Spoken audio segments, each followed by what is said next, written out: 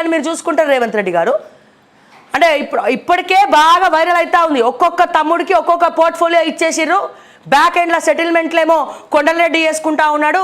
అడ్మినిస్ట్రేషన్లకు సంబంధించిన IT industries ఏమో తిరుపతి రెడ్డి చేసుకుంటా ఉన్నారు. ఇట్లా ఒక్కొక్క రెడ్డి పేరు చెప్తా విభజిస్తూ ఉన్నారు. గవర్నమెంట్లో ఏ మినిస్టర్ కూడా పని కాదు. రేవంత్ రెడ్డి తమ్ముళ్ళు లేకపోతే అన్ని పనులు అయితే కొంతమంది మీడియేటర్లను పెట్టుకొని వ్యవహరిస్తూ ఉన్నారని చెప్పి మాట్లాడుతూ ఉన్నారు. ఇటువంటి మాటల్ని మీరు ఖండించకపోగా దీనికి మరింత బలాన్ని మీరు చేకూరుస్తూ ఉన్నారు రేవంత్ రెడ్డి గారు అని చెప్పి నేను మరొకసారి ఈ సందర్భంగా తెలియజేస్తా ఉన్నా.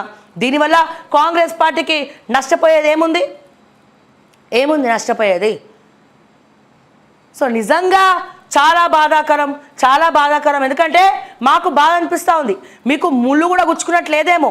మేము మాలాంటి వాళ్ళము ఇదే ప్లాట్ఫామ్లో గత ప్రభుత్వాన్ని క్వశ్చన్ చేసినాం. గత ప్రభుత్వాన్ని ఎన్నో సమస్యల మీద ధరణి అయితేనేమి, రైతు బంధు అయితేనేమి, సరే రైతు బంధు సక్రమంగా డైరెక్ట్ అకౌంట్లో పడ్డది కాబట్టి రైతులకు ఇబ్బంది కలగలే. ధరణి గురించి అయితేనేమి, లేకపోతే కాళేశ్వరం గురించి అయితేనేమి, లేకపోతే ఇండస్ట్రీస్ గురించి అయితేనేమి, రకరకాల భూముల గురించి 59 జీవో గురించి, సో ఎన్ని స్కామ్స్ అండి. ఆఖరికి సెక్రటేరియట్లో 300 కోట్ల కంప్యూటర్ స్కామ్ గురించి కూడా మేము మాట్లాడడం జరిగింది. గత ప్రభుత్వంలో ఎట్లనైతే వాళ్ళ తప్పుల్ని ఎత్తి చూపించినామో ప్రజలు మమ్మల్ని అడుగుతున్నారు, ఏమైంది శ్రావ్య, ఎక్కడ పోయినావు శ్రావ్య, నువ్వు మాట్లాడవా దీని గురించి, నువ్వేం చేయవా దీని గురించి, నీకేమీ మాట్లాడే అవకాశం లేదా, నీకేం మాట్లాడే సందర్భమే లేదా అని చెప్పి ప్రజలందరూ మమ్మల్ని అడుగుతూ ఉంటే మాకు సిగ్గు అనిపిస్తూ ఉంది. అయినప్పటికీ కూడా ప్రతిపక్ష పాత్ర వహిస్తూ పబ్లిక్ ఇష్యూస్ కోసం మేము కొట్లాడుతూ ఉన్నాము. అయినంత మేరకు మాట్లాడుతూ ఉన్నాము. ఏం సమాధానం చెప్పుకోవాలా? మాకు కాల్ చేసిన వాళ్ళకి ఏం సమాధానం చెప్పాలా? మాకు సిగ్గు, శరం, నీతి, నియత్, చీమ అంటే మాకు అన్నీ ఉన్నాయి. మాకు అన్నీ ఉన్నాయి.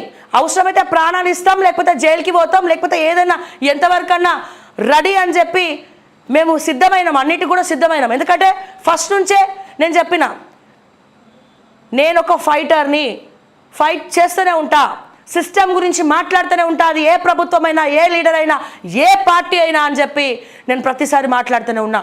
ఇటువంటి తరుణంలో నాకే ఇంత సిగ్గు అనిపిస్తుంది. చీ ఏంది ఇది అని అనిపిస్తూ ఉంది.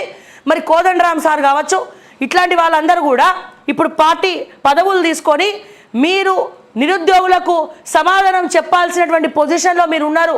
మీకు బాధ అనిపిస్తలేదా? మీకు భయం అనిపిస్తలేదా? అబద్ధాలు చెప్తున్నారని అనిపిస్తలేదా అని చెప్పి నాకు ఈ రోజున మా నిరుద్యోగుల తరపున అడగాలనుంది. బట్టి గారు 1:50 కాదు 1:100 చేయాలి అని చెప్పి గత ప్రభుత్వంతో కొట్లాడి అసెంబ్లీలో మాట్లాడినటువంటి బట్టి విక్రమార్క గారు మారిపోయారా, ప్రజల నుంచి దూరంగా పారిపోయారా అనిపిస్తూ ఉంది. 1:50 చేస్తా అని, 1:100 చేస్తా అని 1:50 ప్రకటించారు. దీనివల్ల కాంగ్రెస్ ప్రభుత్వానికి జరిగే నష్టమేం లేదు. మా నిరుద్యోగులే నష్టపోతారు. 46 జీవో అన్నారు శ్రీధర్ బాబు గారు, దుద్దిల్ల శ్రీధర్ బాబు గారు మేనిఫెస్టో కమిటీగా చైర్మన్గా ఉంటూ గాంధీ భవన్కు అందరినీ కూడా పిలిపించుకున్నారు. ఆ పిలిపించుకున్న విజువల్స్, వీడియోస్ ఇంకా ఓకే టీవీలో అట్లనే ఉన్నాయి సార్.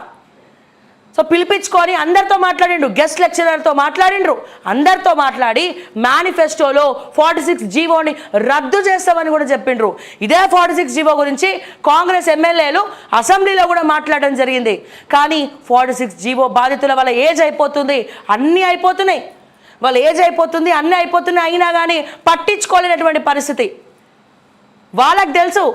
మరి మీరు ఎందుకు ప్రైవేట్ జాబ్స్ చేసుకోండి అని అనేటోళ్ళు మస్తు మంది ఎక్కిరించి మాట్లాడుతూ ఉన్నారు. రేవంత్ రెడ్డి గారు, రేవంత్ అన్న ఒక్కటే చెప్తా ఉన్నా, మీ గతంలో ఇచ్చినటువంటి, అంటే మీరు జెడ్పీటీసీగానో ఎప్పుడో ఒక 15 సంవత్సరాల కింద, అప్పుడు నేను డిగ్రీ ఇంటర్ చదువుతున్నా, ఓకే, అప్పుడు ఇచ్చినటువంటి ఇంటర్వ్యూ నేను మొన్న చూసిన ఆ వీడియో వైరల్ అయింది.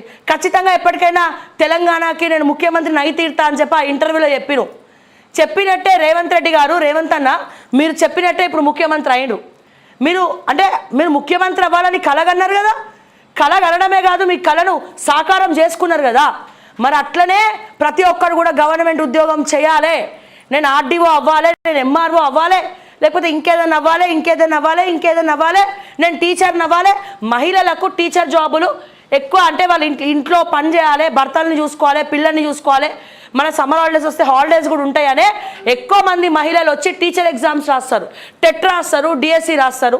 సో ఇవన్నీ కూడా రాస్తారు. సో వాళ్ళ కంఫర్టబుల్ ఉద్యోగాలు అవి. దాన్ని కూడా కలగడానికి మీరెవరండి? మీకు కళలు కనొద్దు, మీకు ఉద్యోగాలు వద్దు, ప్రైవేటే ముద్దు అని చెప్పడానికి మీరెవరండి?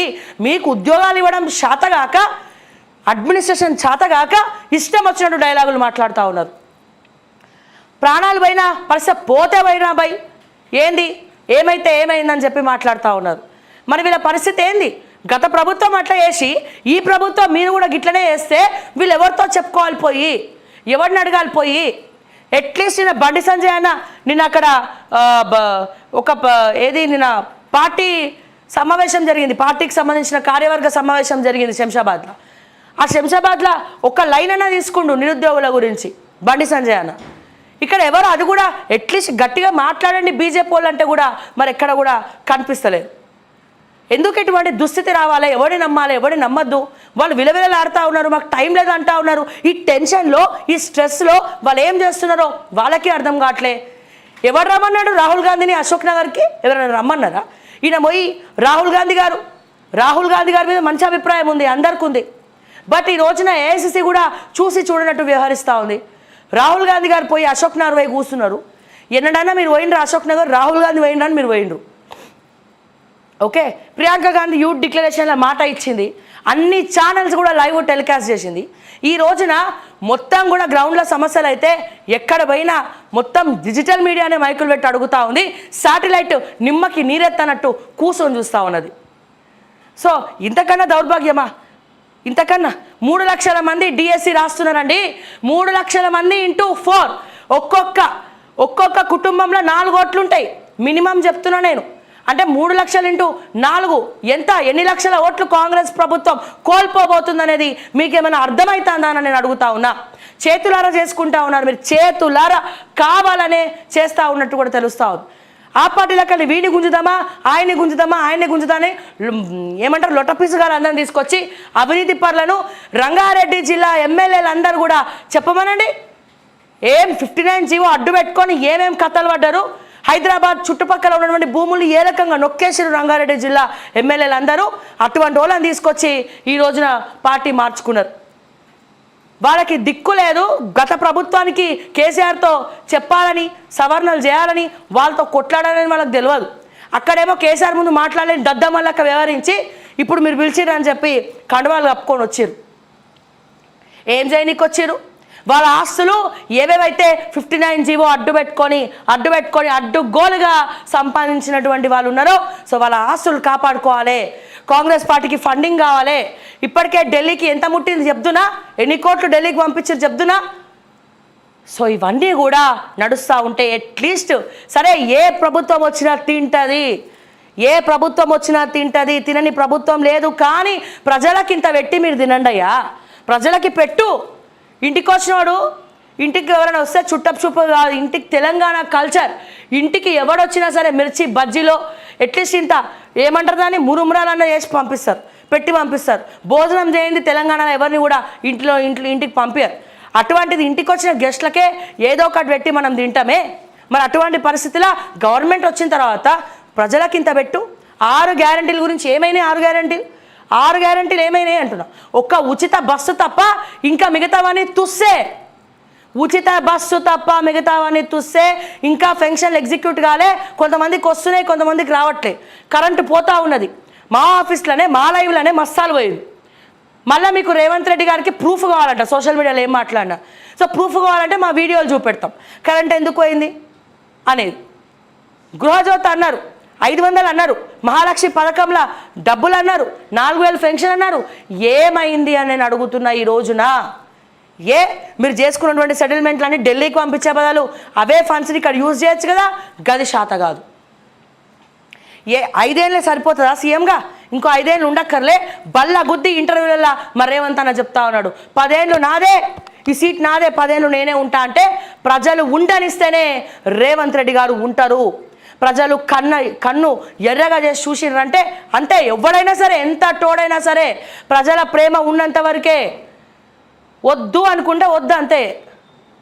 మాకు వద్దు అంటే వాళ్ళు వద్దు అంతే. ఇక డబ్బులు ఇచ్చినా తీసుకుంటారు, కానీ ఓట్ల రూపంలో మళ్ళీ బుద్ధి చెప్తారు. గత ప్రభుత్వంకి ఎట్లనైతే బుద్ధి చెప్పిండ్రో అదే రకంగా మీకు కూడా చెప్తారు, గుర్తుపెట్టుకోండి. సో ఏం జరుగుతుంది? ఏ మంత్రిని ఎక్కడ కలవాలా? రేవంత్ రెడ్డి గారిని సామాన్యులు కలవాలంటే ఎక్కడ కలవాలా? డైరెక్ట్గా పోలీసులే ప్రజాభవన్ దగ్గర చెప్తున్నారట. పోలీసులే చెప్తున్నారట, కాదమ్మా ఇది వేస్ట్, ఎందుకు తిరుగుతావు అని చెప్పి. ప్రజా దర్బారు పెట్టింది ఎందుకు? పోలీసులతో చెప్పి నీకా? మీకు అడ్మినిస్ట్రేషన్ చేయడం రాకపోతే ఒక మంచి వ్యక్తిని, ఒక ఐఏఎస్ క్యాడర్ ఉన్న వ్యక్తిని తీసుకొచ్చి అడ్మినిస్ట్రేషన్ చేయించుకోండి. ఒక ఐఏఎస్ క్యాడర్ ఉన్న వ్యక్తిని తీసుకొచ్చి అడ్మినిస్ట్రేషన్ చేయించుకోండి అని చెప్పి నేను చెప్తా ఉన్నా. ఐఏఎస్లు అందరూ అమ్ముడు పోయినారు తెలంగాణలో. కొత్త క్యాడర్ని తీసుకురామంటే వాళ్ళనే పిప్పిపి గాలని తీసుకొచ్చి కూర్చోబెట్టిను. నవీన్ మిట్టల్ ఎంత ఫండింగ్ ఇచ్చిండు? మాట్లాడితే ఏదో ఇంగ్లీష్ పీస్లో మాట్లాడతాడు. ఆడు ఒక్కడికే వచ్చినట్టు ఇంగ్లీషు. దానకిషోర్ని ఏం చేసినావు? కనవాళ్ళే మా ఛానల్లో ఎపిసోడ్స్ ఉన్నాయి, చూసుకో. వాళ్ళ భార్యల పేర్ల మీద, సోమేష్ కుమార్ భార్య పేరు మీద, జ్ఞానముద్ర పేరు మీద, ఈయన నవీన్ మిట్టల్ భార్య పేరు మీద, మిగతా వాళ్ళ భార్యల పేరు మీద, బినామీల పేర్ల మీద ఇంత ఆస్తులు కూడా పట్టుకున్నారు. దాంట్లో షేర్ ముట్టిందా మీకు?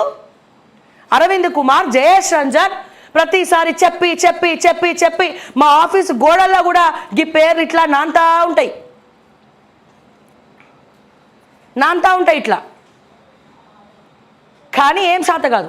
కానీ మంచి గత ప్రభుత్వం లూప్ లైన్లో వేసి పడేసింది. నీతిపరులు అందరినీ కూడా లూప్ లైన్లో వేసి పడేసింది. ఆ లూప్ లైన్లో ఉన్నటువంటి ఐఏఎస్ ఆఫీసర్ని తీసుకురండి బయటికి, తీసుకొచ్చి అప్పుడు చేయండి. మీరు వాళ్ళకి అప్పయ్యపడిన అడ్మినిస్ట్రేషన్, ముఖ్యమంత్రి వాళ్ళు చెప్పినట్టే వినాలని చెప్పి ఇంతమంది సలహాదారులను పిప్పి డుమ్ మోసుకుంటూ తీసుకొచ్చినావు. ఏం సలహాలు ఇస్తారు? ఏమైనా సలహాలు ఇచ్చిండ్రా? ఏమైనా అయిందా వాళ్ళ వల్ల?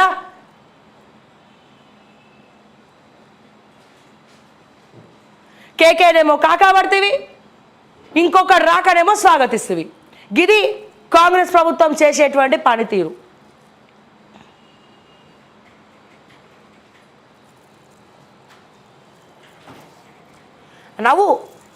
ఈ నవ్వులన్నీ కూడా సామాన్యులని గ్రౌండ్లో మా డిఎస్సి అభ్యర్థులను, మా గ్రూప్ 1 గ్రూప్ 2 ఎగ్జామ్స్ రాసిన చూసి వెక్కరిస్తున్నట్టు నవ్వు. గిది ఇంపార్టెంట్. ఇప్పుడు ప్రకాష్ గౌడ్ని తీసుకొచ్చి ఇట్లా బొకేలు ఇచ్చు ఇంపార్టెంట్.